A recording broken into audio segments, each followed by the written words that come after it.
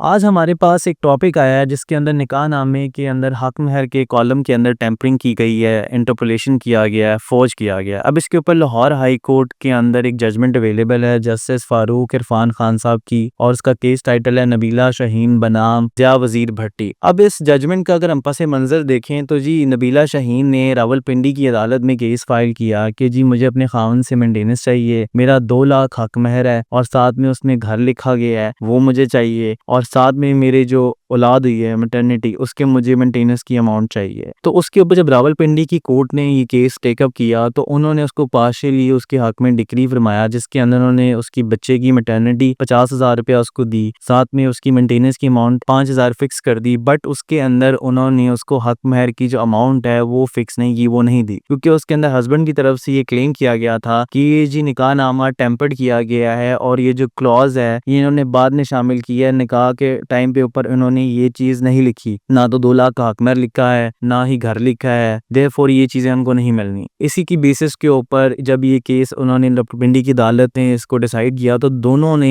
क्या कहते हैं अपीलें फाइल की डिस्ट्रिक्ट कोर्ट के ऊपर। जब डिस्ट्रिक्ट कोर्ट के ऊपर गया तो उन्होंने भी इसको अपहेल्ड किया रावलपिंडी की जो फैमिली कोर्ट थी। बट ये जब पिटिशनर है ये इस चीज से बहुत नाखुश थी, तो उन्होंने under article 199 of the constitution of the Islamic Republic of Pakistan high court को अप्रोच किया। जब हाई कोर्ट को अप्रोच किया उन्होंने तो उसकी बेसिस के ऊपर ये डिसाइड किया गया कि ये देखें जो नीचे की कोर्ट सी, लोअर कोर्ट सी, उन्होंने इस चीज को टेकअप ही नहीं किया इस एविडेंस को कि जी आपके जो निकाहनामा एक पब्लिक डॉक्यूमेंट है, उसकी 4 परतें होती हैं, 4 उसकी शीट्स होती हैं। एक जाती है जी निकाह रजिस्ट्रार के पास, दूसरी जाती है यूनियन काउंसिल, तीसरी जाती है बीवी के पास और चौथी जाती है खामन के पास। अगर खामन को लगता था इसमें टेम्परिंग हुई है, इंटरपोलेशन हुई है, तो उसके पास इख्तियार था कि वो डेप्यूटी कमिश्नर को एप्लीकेशन देता कि जिसमें टेम्परिंग हुई है, क्योंकि निकाहनामा एक पब्लिक डॉक्यूमेंट है, उसके पास इख्तियार था इसको ठीक करवा सकता था। और शादी उसकी 2009 तक चली है, तो अभी उसके पास इतना टाइम था कि वो उस चीज को, इंटरपोलेशन को ठीक करवा सकता था, मगर उसने रेमेडी अवेलेबल नहीं की। और जब बीवी ने आपके निचली कोर्ट के अंदर जब ये एविडेंस दिया है तो उसके अंदर रिस्पोंडेंट का जो खामन था